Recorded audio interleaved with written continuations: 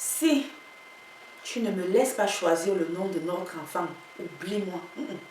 Si tu ne me laisses pas choisir le nom de mon petit-fils, oublie notre famille. On ne t'apportera aucun soutien financier quant à la layette, quant à l'éducation de cet enfant, la scolarisation et l'alimentation. On ne t'apportera aucun soutien si tu n'acceptes pas de nous donner le nom de l'enfant.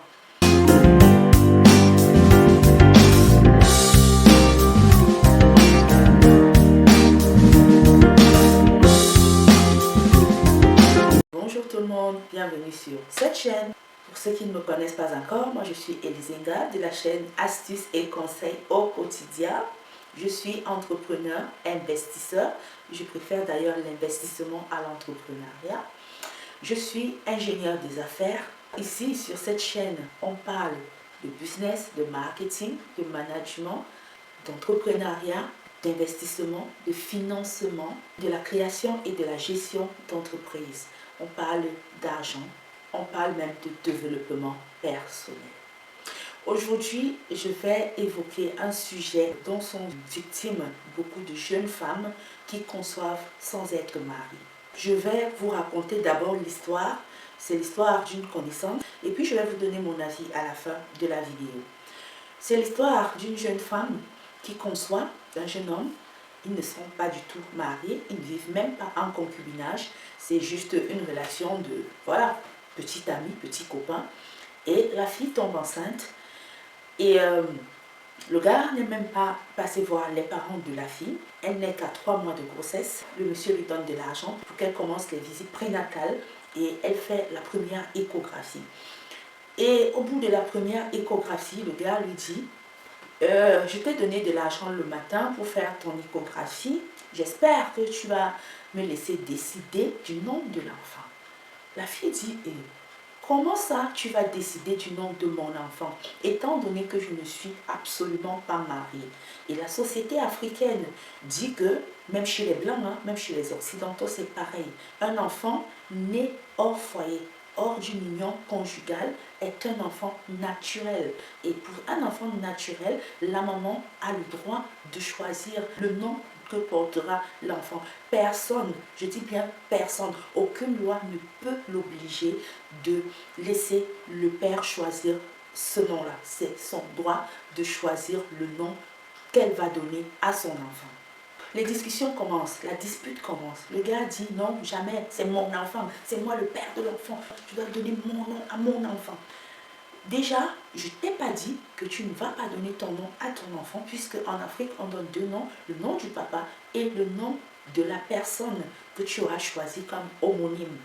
Alors, le problème d'inscrire son nom sur l'acte de l'enfant ne se pose pas jusqu'ici, mais le gars a commencé avec les hostilités. Et la discussion se termine donc en queue de poisson et le gars rentre chez lui. La grossesse évolue, de temps en temps, le sujet revient sur la table, ils en discutent et la fille reste catégorique sur sa décision. Au bout de 6 mois de grossesse, c'est la maman du gars qui vient agresser la fille. En ces mots, si tu ne nous laisses pas choisir le nom de mon petit-fils, oublie-nous. Une maman, c'est la maman qui dit ça. Non, oublie-nous, n'espère rien de nous, pas d'aide financière, pas de layette, rien du tout. N'espère absolument rien du tout. Ça sera ton enfant. Tu vas t'en occuper toute seule. La fille n'ayant aucun emploi, aucune source de revenus, elle est d'ailleurs étudiante, elle en parle à ses parents. Ses parents disent bien évidemment que non, cela ne se peut pas et tout. Le nom leur revient puisque l'enfant c'est un enfant naturel. Et de surcroît, la famille du gars ne s'est même pas présentée, n'a même pas pris la peine de venir se présenter, de venir assumer la responsabilité sur l'enfant. Et ils réclament le nom de l'enfant. Les parents de la fille sont démunis et ne s'occupent presque pas de la fille. C'est son petit ami qui s'occupait d'elle jusqu'à ce qu'elle ne tombe enceinte. Et voilà, elle est coincée, elle ne sait quoi faire. Alors, elle me parle de la situation, qu'est-ce qu'elle doit faire? Selon vous, qu'est-ce que la fille doit faire? Doit-elle céder aux caprices de sa belle famille? Bon, entre guillemets, parce qu'elle n'est pas mariée, ce n'est pas sa belle famille, ou alors rester sur sa décision et risquer de supporter toutes les dépenses seule. C'est tellement ridicule, c'est tellement, je sais pas, c'est tellement triste de voir qu'en 2022, des filles sont encore sujettes à ce genre de chantage. Parce que quand on vous dit de chercher à faire quelque chose de vos 10 doigts, vous n'entendez pas. Quand on vous dit de chercher à faire un business, vous n'entendez pas. Il y a tellement de chaînes YouTube qui donnent des astuces, des conseils sur le business, sur l'entrepreneuriat, sur partir de zéro pour se faire un peu d'argent, se faire une petite notoriété financière pour être financièrement indépendante et tout. Mais vous ne voulez pas écouter. Vous avez généralement des choses dans la bouche. Je n'ai pas d'argent. Je n'ai pas d'argent pour payer la formation. Je n'ai pas d'argent pour commencer. Alors que parfois, vous n'avez besoin que d'un téléphone portable. Vous avez des téléphones portables. Et vous avez des mégas pour surfer toute la journée. Vous avez des mégas pour discuter, commenter sur Facebook. Mais vous êtes incapable d'utiliser ces mêmes téléphones pour vous faire de l'argent. Pourtant, avec seulement un téléphone portable, on peut se faire de l'argent en 2022. C'est tellement triste de voir qu'en 2022, une femme peut encore être sujette à un tel chantage. La maman du gars est tellement égoïste. Je ne comprends pas comment certains parents sont si égoïstes. Sa bouche cherche même d'abord quoi dans les problèmes des enfants. A-t-elle vraiment le droit de s'interférer dans ce problème? Je sais que tu m'écoutes. Ce que je t'ai dit au téléphone l'autre jour, je te redis ça aujourd'hui dans cette vidéo. Une maman responsable aurait dû dire à son fils, allons voir les parents de la fille. Et ce n'est pas parce que les parents de la fille n'ont pas demandé à les voir. Hein. Les parents de la fille ont demandé à ce qu'elle vienne leur présenter qui l'a mise enceinte. Mais le gars n'est jamais venu jusqu'à 6 mois de grossesse. Et sa maman ne l'a pas encouragée dans ce sens. Donc déjà, c'est une maman irresponsable. En plus, c'est une maman égoïste, très égoïste. Elle ne pense qu'à elle. Parce que vous allez lui donner de petites miettes, vous avez le droit de lui imposer votre avis, de lui imposer comment faire les choses. Les femmes doivent travailler. Faites quelque chose. Une femme doit travailler. Quand une femme travaille, tu ne cèdes plus à certains caprices, à certains chantages. On ne te pose plus certaines conditions. Quand une femme travaille, les histoires comme, parce qu'il y a les époux qui ont toujours dans la bouche, non, le confort que je t'offre, c'est parce que je travaille tard. Donc, il couvre ses infidélités avec son travail.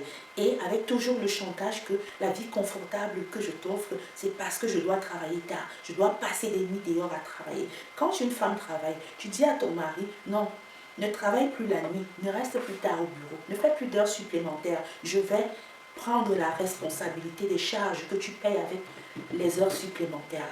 Ah oui, une femme doit travailler. Une femme qui travaille est une bénédiction pour sa famille. La maison d'une femme qui travaille ou qui a une activité ne manque pas de nourriture. Quand un homme vient te dire de telles balivernes, tu le dégages du revers de la main. Tu lui dis circule, va en brousse, va te faire voir avec tes conneries là. Oui, tu le dégages du revers de la main. Il n'est pas exclu que tu laisses le père d'un enfant choisir le nom, mais c'est d'un commun accord. La maman doit être d'accord. On ne doit pas la forcer, on ne doit pas lui faire du chantage, on ne doit pas lui donner des conditions sur son enfant. Si tu veux choisir le nom de ton enfant, épouse la femme. Ces mères célibataires là, ce ne sont pas des moutons qui vont les épouser. Après demain tu vas dire non, je veux une fille, je veux pas une fille qui a un enfant, je ne peux pas épouser une fille qui a un enfant. Mais tu oublies que dans ton passé, tu as fait un enfant avec une fille que tu as abandonnée. On peut décider de laisser son compagnon choisir le nom de son enfant, mais ça doit être de gré à gré. Ça doit être d'un commun accord. La maman doit être d'accord. Elle doit le vouloir par amour, mais pas par chantage, pas avec des conditions. Et la seule solution à ce problème, c'est d'être financièrement indépendante. Si tu es financièrement indépendante, il ne va même pas te proposer de telles conneries. Et si tu veux absolument choisir le nom de ton enfant, tu épouses la fille. Quand tu es un époux, ça ne se discute pas. Le jour que ta femme met votre enfant au monde, c'est toi qui t'occupes de faire la déclaration de naissance. C'est toi qui vas établir l'acte de naissance et c'est toi qui choisis le nom. Encore que même quand vous êtes mariés, ce n'est pas forcément toi qui choisis le nom, hein, c'est d'un commun accord aussi. La fille même aussi peut dire jamais. Cette fois, ce n'est pas toi qui nomme l'enfant, c'est moi qui le nomme. Donc vraiment, les filles, travaillez. Cherchez à faire quelque chose de vos 10 doigts. Soyez financièrement autonome. Quand on est financièrement autonome, on ne souffre pas de certains maux. Par exemple, un mari qui va dormir dehors, comme quoi le patron l'a retenu au travail toute la nuit, parce que ils ont toutes les raisons pour avoir raison. Tu ne vas pas entendre tout le temps que non, les mèches brésiliennes que je t'offre, nanani nanana, c'est parce que je dois travailler le samedi. Très vite, tu mets le samedi hors course. Et oui, tu prends en charge les choses du samedi. Donc du coup, il sera coincé. S'il veut te tromper, il va le faire parce qu'il veut te tromper. Et il va trouver de vraies raisons pour sortir de la maison. Ce ne sera pas en te faisant du chantage. Moi, je te dirais de ne pas céder. Et toi, tu connais ma position. On ne sait pas ce genre de caprice. Tu as des parents qui sont encore bien jeunes, d'ailleurs. Donc, ensemble, vous pouvez vous battre pour votre enfant. S'il veut s'occuper de son enfant, il va le faire. S'il ne veut pas s'occuper de son enfant, tu peux toujours le poursuivre. Et tout ça là même, c'est beaucoup d'énergie à gaspiller pour rien, à poursuivre un homme dans les bars, dans les kiosques, dans les rues, partout, que vient t'occuper de ton enfant. Vraiment, c'est de l'énergie gaspillée, c'est de l'énergie que tu peux consacrer à mener à bien une activité lucrative. Donc vraiment, chère femme, une femme doit travailler, une femme doit avoir ses revenus. N'attendez pas tout des hommes. N'attendez pas tout des hommes. Et si tu es étudiante et que tu sens que non, tu n'es pas encore prête pour faire un enfant, prenez aussi les contraceptifs. Je crois que le préservatif coûte 25 francs. 25 francs, c'est tellement moins cher, le préservatif. Mais comme vous les filles, c'est même vous qui fuyez ça, c'est même vous qui dites que non, c'est ça. Vous aimez le cher, non. Donc, prenez des contraceptifs. Si le contraceptif coûte cher, ferme les cuisses, maman. Ferme les cuisses. Mets la barrière. Quand il veut commencer à faire les choses que non, machin, là, tu fais un mawashige, pam. Tu fais ça, pam. Tu bats la voix. On peut aussi encore se préserver. Hein.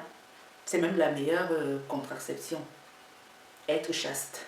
Mais bon, que te dire? Cherche une activité. Cherche à faire quelque chose. On peut commencer même avec 10 000 francs. Tu peux même vendre toutes tes mèches, toutes tes perruques. Tu vends certains de tes habits que lui-même il t'a acheté. Tu peux avoir au moins 50 000 francs. Et avec 50 000 francs, tu peux commencer une activité. Si tes parents n'ont pas d'argent, parce que tu es enceinte, c'est un peu difficile de mener certaines activités.